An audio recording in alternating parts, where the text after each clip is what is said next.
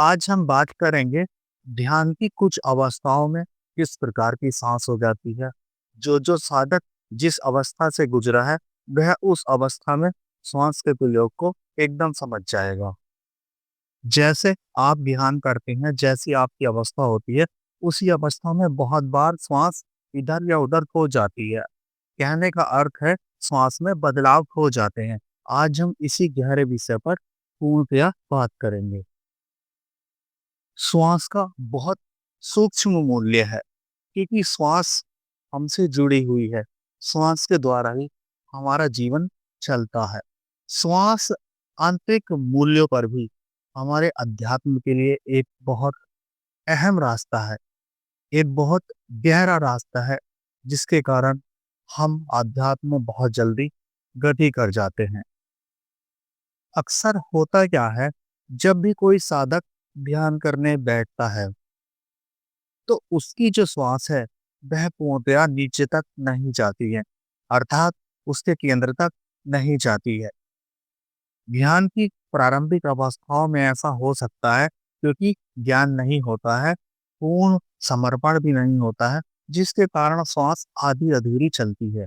और जब श्वास आधी अधूरी चलती है, तो अनुभव आने बहुत ही मुश्किल काम है। क्योंकि श्वास जब तक आपके केंद्र तक नहीं जाएगी, क्योंकि जो आपके जीवन का केंद्र है, जो आपके मरण का केंद्र है, जहां से उत्पत्ति हुई है, वहीं से विनाश भी होगा। इसलिए जब तक उत्पत्ति के केंद्र तक श्वास नहीं जाएगी, तब तक रहस्य समझना मुश्किल हो जाएगा। तब तक ब्रह्मांड के भी रहस्य समझ में नहीं आएंगे।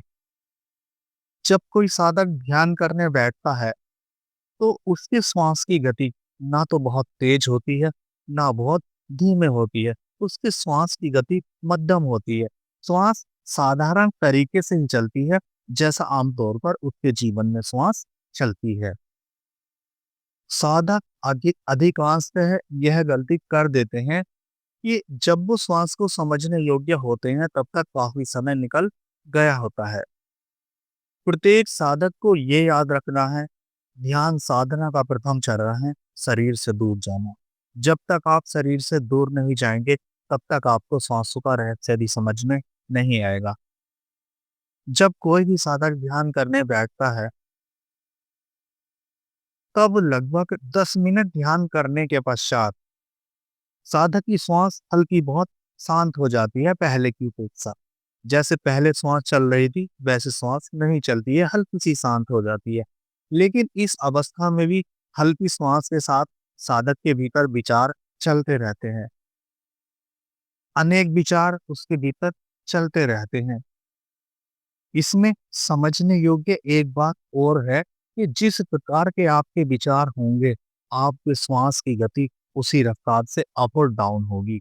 आपकी श्वास तेज भी हो सकती है, और आपकी श्वास धीमी भी हो सकती है, आपकी श्वास मध्यम भी हो सकती है। ये आपके ऊपर निर्भर करता है कि आप किस विचार से गुजर रहे हैं। क्योंकि कभी-कभी ध्यान साधना में ऐसे अनुभव आ जाते हैं, जिनमें साधक डर जाता है और श्वास बहुत तेजी के साथ ऊपर-नीचे होने लगती है। तो जैसा आपका अनुभव होगा, वैसे ही आपकी श्वास की गति भी होगी। ध्यान के शुरू के 10-15 मिनट में तो ये साधक के साथ लगा ही रहता है कि श्वास ऊपर-नीचे होती रहती है। जब 15-20 मिनट बाद थोड़ा-सा साधक शांत हो जाता है और विचारों की लड़ियाँ भी कम हो जाती हैं, और शरीर भी लगभग ऐसी अवस्था में आ जाता है, जैसे मृत हो गया हो। तब इस अवस्था में श्वास का रिदम जो है, वो काफ़ी शांत हो जाता है, बहुत मध्यम हो जाता है, बहुत धीमा हो जाता है। ये वही समय है, इस समय पर जो है साधक का तादात्म्य उसके शरीर से अलग होना शुरू हो जाता है। कहने का अर्थ है कि उसका शरीर पूर्णतया मृत अवस्था जैसा होने लगता है। क्योंकि जब इतनी श्वास धीमी हो जाती है कि शरीर में लेने का भी पता ना चले, तो शरीर मृत अवस्था में हो ही जाता है।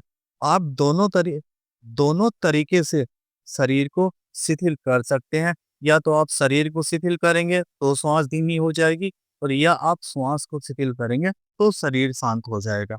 ये दोनों ही एक दूसरे से जुड़े हुए हैं। अब किसी भी साधक के ऊपर निर्भर करता है, वो किस प्रकार से शरीर को शिथिल करे या श्वास को शिथिल करे। इस समय पर साधक की श्वास की गति इतनी शांत हो जाती है कि वह 8 से 10 सांसें 1 मिनट में लेना शुरू कर देता है। और इस समय पर जो एक खासियत है वो ये है कि साधक की जो श्वास है वह पूरी नाभि तक जाती है। वह उसके पूर्ण केंद्र तक जाती है और जब श्वास केंद्र तक जाने लगती है तो बोध जागना स्वाभाविक है। तो साधक के भीतर जो बोध होता है वह जागना स्वाभाविक है, क्योंकि पकड़ बाहर से छूट जाती है और यात्रा चेतना की तरफ चलने लगती है। और जो भी व्यक्ति चेतन होना शुरू कर देता है तो उसका जागरण होना संभव है, उसका जागरण होना निश्चित है।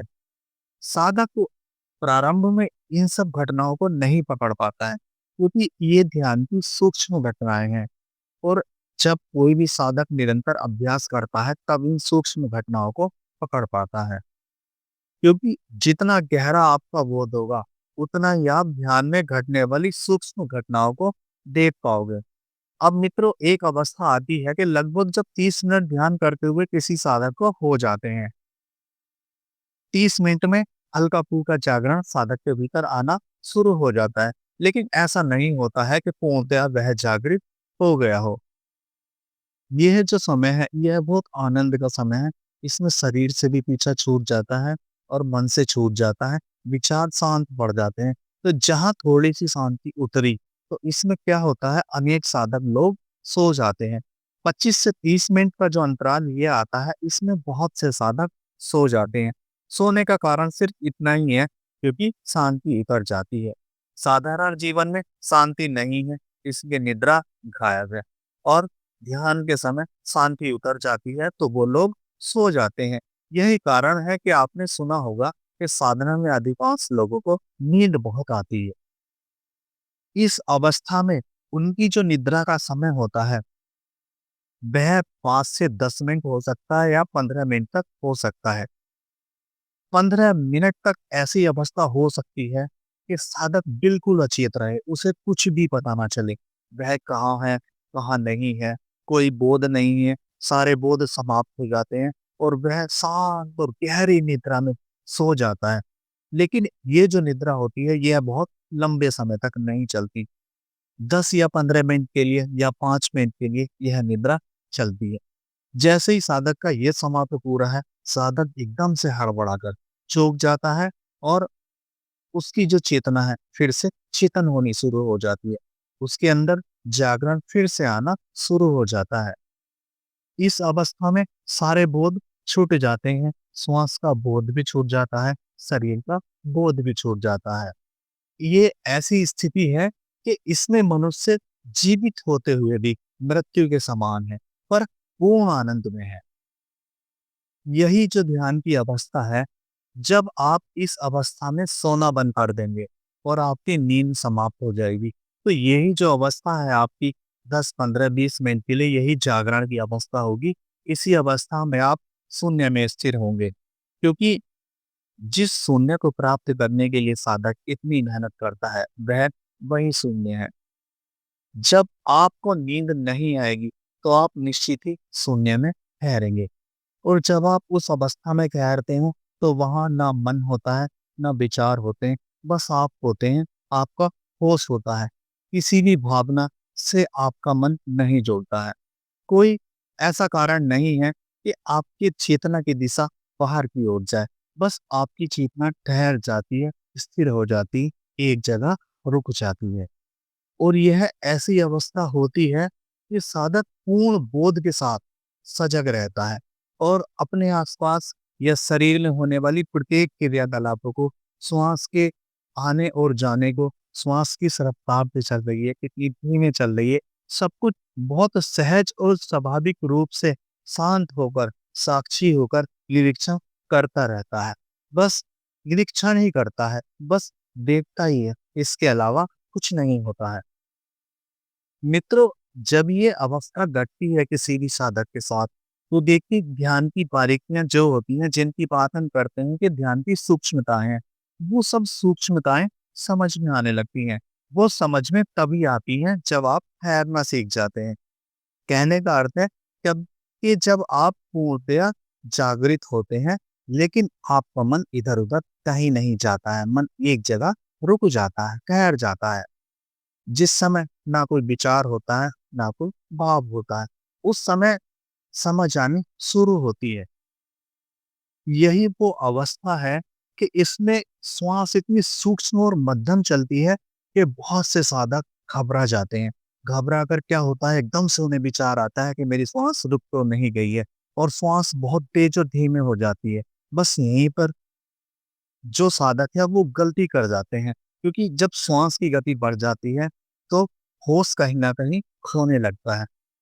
जो होश सधा हुआ था उसमें श्वास की गति बहुत मध्यम थी, लेकिन जैसे ही श्वास की गति तेज होती है तो होश भी टूटने लगता है, क्योंकि जैसे ही श्वास की गति तेज होगी, मन में कोई ना कोई विचार आ ही जाएगा। ध्यान जो निर्भर करता है वो अवस्थाओं पर निर्भर करता है। आपको जितना समय ध्यान करते हुए हो गया है, उसी के अनुसार आपके साथ संभावनाएँ घटती हैं।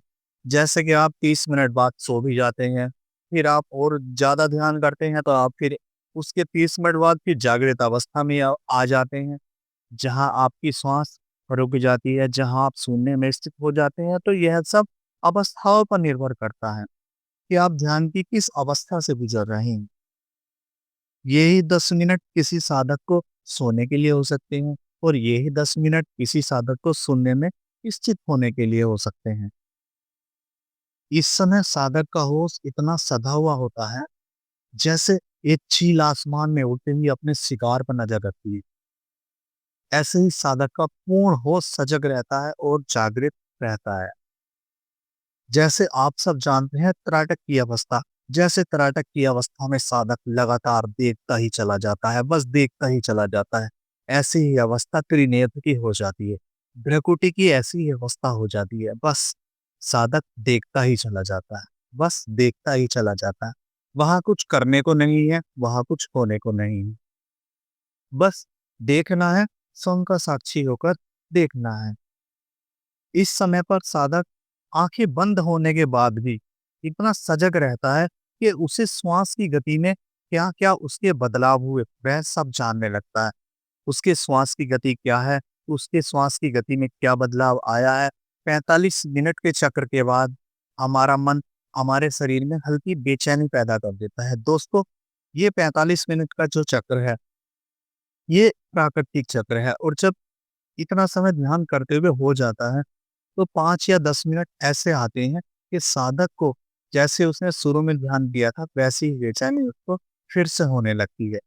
तो इन 5-10 मिनट को फिर दोबारा से आपको सँभाल कर चलना होता है, क्योंकि इन 5 से 10 मिनट में दोबारा से फिर अधिक विचार आएँगे, और जो इन 5 से 10 मिनट को आराम से निकाल लेता है, फिर वह 2-3 घंटे ध्यान में आराम से रह सकता है। ध्यान साधना में आपका होश जितनी देर बरकरार रहेगा, उतनी ही आपकी साधना में नए-नए द्वार खुलते चले जाएँगे। इस समय पर सबसे अधिक आपको धैर्य की आवश्यकता है। यह एक ऐसा समय होता है कि इन घड़ियों में आप केंद्र पर स्थित होते हैं और स्वयं अपनी चेतना का साक्षात्कार करते हैं। मित्रों, आज की इस चर्चा को यही समाप्त करते हैं। आप सबका शुभ